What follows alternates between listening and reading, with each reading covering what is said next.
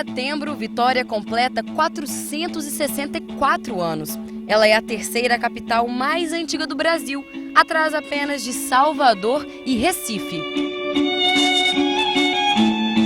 E nós vamos dar uma volta pelo centro da cidade para conhecer alguns pontos históricos e até mesmo centenários que estamos acostumadas a passar em frente no dia a dia, mas às vezes não temos nem noção da história.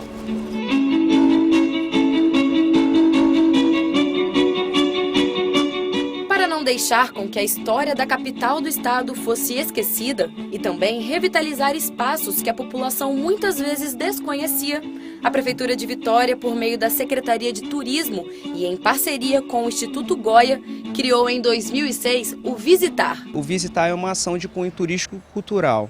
Então, por meio dos patrimônios históricos, arquitetônicos, é contada uma história da nossa capital e do nosso estado. Então, em linhas gerais, nós temos uma das frentes mais notórias do Visitar, é a monitoria. Então nós possuímos hoje 7 patrimônios históricos monitorados, né, por jovens formados na arte de restauro. Tem todo um ciclo de educação patrimonial, de formação. E nada mais justo do que começar pela construção mais antiga do município. É a Capela Santa Luzia. E é claro que o Luciano vai nos ajudar a acompanhar por essa jornada aqui no centro de Vitória. Vamos lá, Luciano! Ela faz um link, na verdade, com o período de colonização de Vitória, né? Com a chegada dos portugueses em Vila Velha e depois a chegada, essa migração para Vila Nova, né? Vitória teve esse nome de Vila Nova, que foi uma doação de Vasco Fernandes Coutinho um dos seus braços fortes na época, Duarte de Lemos. Ela não existe uma data precisa para essa edificação, né? Mas ela está em torno de 1537 a 1540. Segundo a história, nós temos um registro preciso. Mas ela é um mimo da cidade, né? Ela é tombada pelo Patrimônio Histórico Nacional, pelo IPHAN, que um parceiro também do Instituto Goya, da Secretaria de Turismo, Trabalho e Renda, coordenamos o Visitar e ela está incluída nesse roteiro. Logo que a gente entra, a gente se depara com esse altar lindo. Esse altar também é tão antigo quanto a capela? Sim, exatamente. Com uma riqueza grandiosa de detalhes, né, com seus afrescos. Ele, numa última intervenção que o Instituto Goya mesmo realizou, né, um restauro aqui na capela, foi detectado essas pinturas, esses afrescos estavam sobre camadas. Então, com a remoção, né, o trabalho de restauro tem esse papel de trazer à tona a sua originalidade, foi trazido à tona esses afrescos. E a capela, ela tá, como você bem falou, Camila, ela tem também esse exercício da fé, né? O Visitar, ele apresenta o histórico-cultural por meio dos patrimônios, mas a capela também tem esse viés, né? Então, muitos fiéis frequentam a capela, vêm aqui fazer seu exercício de fé, deixando suas fotos, enfim. É uma riqueza de detalhes que embeleza ainda mais a capela. Saindo da capela e a poucos metros dali, a gente encontra a Catedral Metropolitana de Vitória. Neste lugar, ainda em 1550, começou a se edificar a Igreja Matriz de Nossa Senhora da Vitória, quando aqui ainda se chamava Vila Nova, do donatário Vasco Fernandes Coutinho. Mas as coisas foram evoluindo, a cidade foi crescendo e a então igreja foi demolida em 1918, para dar espaço à Catedral de Vitória, que foi inaugurada na década de 70. O nome catedral vem daquela cadeira lá em cima no altar que é chamada de cátedra, e só quem pode sentar é arcebispo, bispo ou papa, por isso o nome catedral. Se retirar a cátedra e levar para casa de vocês, lá torna-se catedral, e aqui é apenas Igreja de Nossa Senhora da Vitória. Sendo que durante o período da construção, a cátedra foi levada para a Igreja de São Gonçalo e lá tornou-se catedral temporariamente. E esses turistas do sul do Brasil aproveitaram a folga de um congresso para conhecer melhor a catedral e outros pontos históricos do centro da cidade. Tô achando muito bonita, tô achando a história de vocês incrível, uma cidade que com certeza eu vou voltar. Você acabou de conhecer a catedral, o que você achou da Catedral de Vitória? Eu achei muito bonita, importante que o governo esteja preocupado com a restauração também, então parabéns para vocês. O período do congresso é curto, né? Nossa passagem por aqui é rápida e a gente não vai ter tempo de conhecer tudo que a gente gostaria, então numa segunda oportunidade a gente vai voltar com certeza.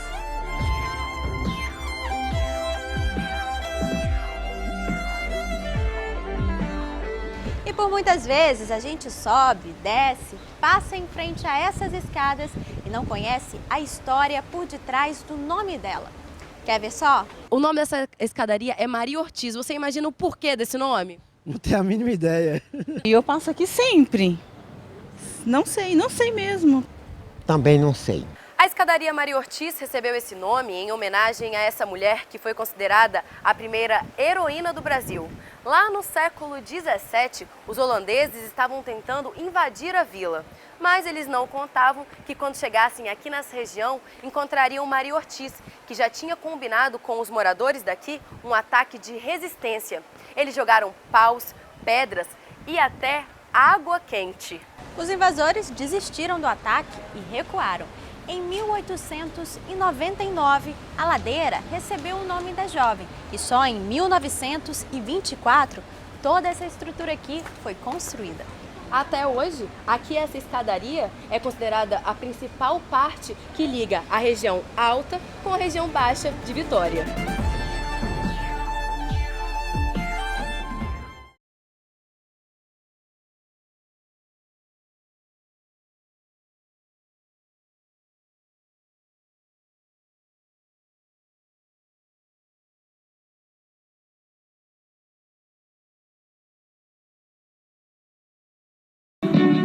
Subindo a escadaria, a gente volta para a parte de cima da cidade. E quando o capixaba ouve a palavra convento, o primeiro local que vem à mente é o Convento da Penha, em Vila Velha, certo? Mas você sabia que bem no meio da capital também existem outros 2 conventos? Um deles é o convento Nossa Senhora do Monte do Carmo, mais conhecido como Convento do Carmo, que foi fundado em 1682 por padres carmelitas. A Igreja do Carmo, o Convento do Carmo, ela foi construída dessa forma, com 3 complexos arquitetônicos: capela, igreja e convento. Hoje o convento, que na verdade atua como colégio de ensino fundamental, Colégio São Vicente, que já foi até quartelamento, sendo que em 1860 recebeu a visita de Dom Pedro, o imperador na época, que ele botou no seu caderno de bordo que a Igreja do Carmo foi a mais bela que ele encontrou na cidade. E a Igreja do Carmo também recebeu uma reforma de 1910 a 1913, onde que a imagem de Nossa Senhora do Carmo ela se perdeu com a obra. Sendo que, quando assumiu o primeiro bispo, Dom João Batista Neri, ele botou sua imagem de devoção, que era Nossa Senhora Auxiliadora. Depois que assumiu o segundo bispo, Dom Fernando de Souza Monteiro, ele também botou sua imagem de devoção, que é Nossa Senhora das Graças, uma imagem que está até hoje na igreja.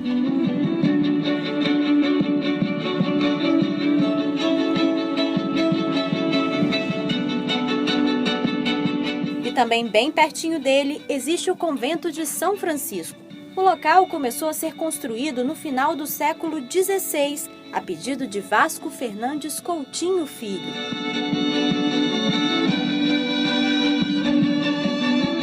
Além desse convento, aqui funcionou escola, funcionou enfermaria.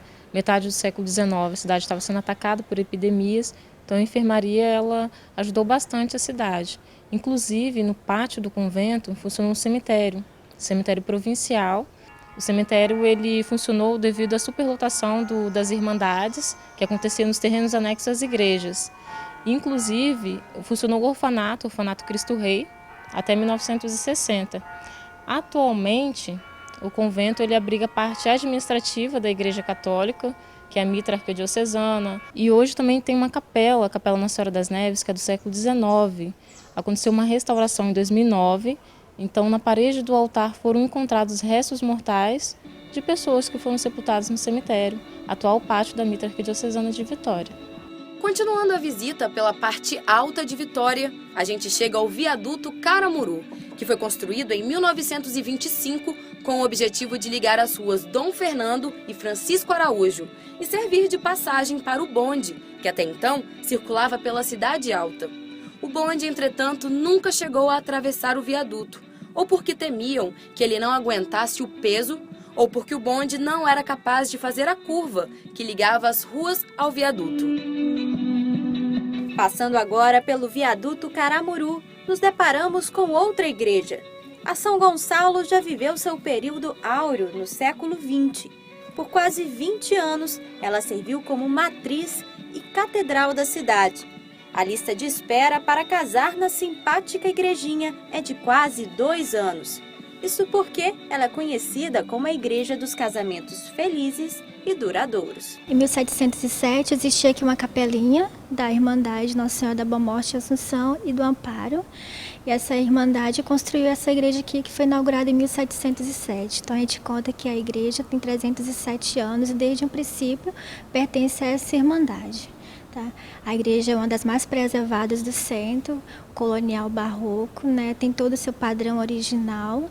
O altar, que é ainda talhado em madeira, folheado a ouro, com as imagens originais, que é a imagem Nossa Senhora da Boa Morte e Assunção, e o santo São Gonçalo, que foi escolhido como padroeiro por ser um santo pardo também. A igreja também abriga 2 imagens que vieram da antiga igreja de São Tiago, Palácio Anchieta, que são do século XVII, de madeira, então vieram de Portugal, e quando a igreja foi desapropriada pelo governo, elas vieram para cá e foram tombadas como patrimônio nacional, que é as imagens de São Francisco Xavier e Santo Inácio de Loyola.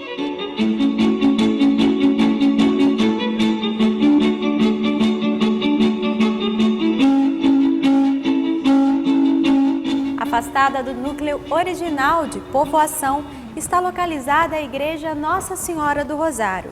Ela começou a ser construída em 1765 e só foi concluída no final do século XIX. Toda essa estrutura foi construída com mão de obra escrava. E uma das curiosidades do local, Camila, é que em anexo à igreja foi construído um espaço, um cemitério só para negros, para que eles pudessem ter um enterro digno.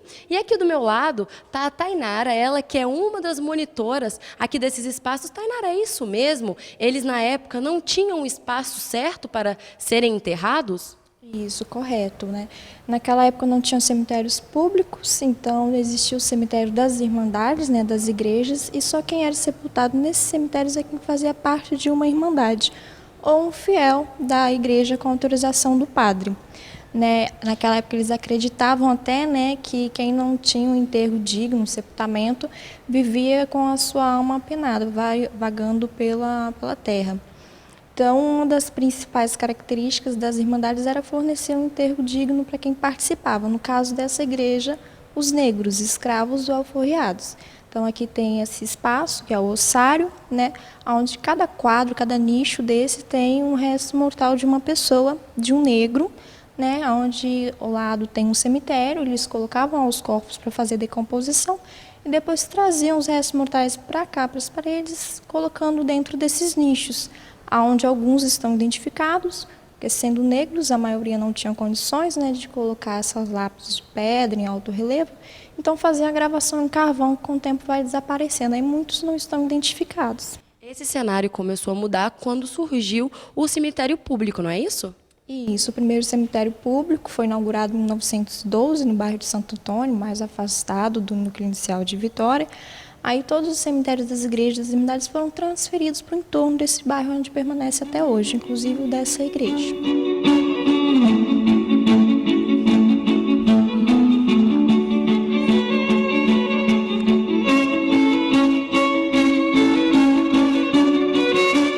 E é aqui no centro que está localizado o mais antigo teatro do estado. Em 1896, foi inaugurado o Teatro Melpomene, na Praça da Independência, atualmente conhecida como Praça Costa Pereira.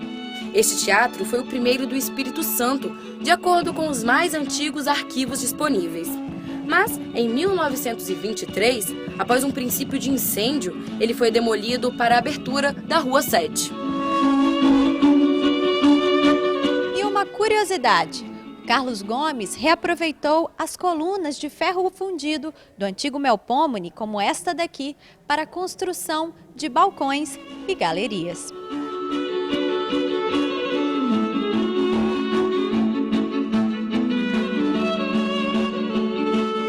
E a nossa última parada é aqui no Parque Moscoso. E dá para imaginar que antigamente toda esta área e o entorno dela era um manguezal? Pois é, o Parque Moscoso foi inaugurado em 1912 e demorou 4 anos para ser construído. Na época, foi um dos importantes cartões postais da cidade, valorizando ainda mais esse entorno aqui, onde morava a elite de Vitória.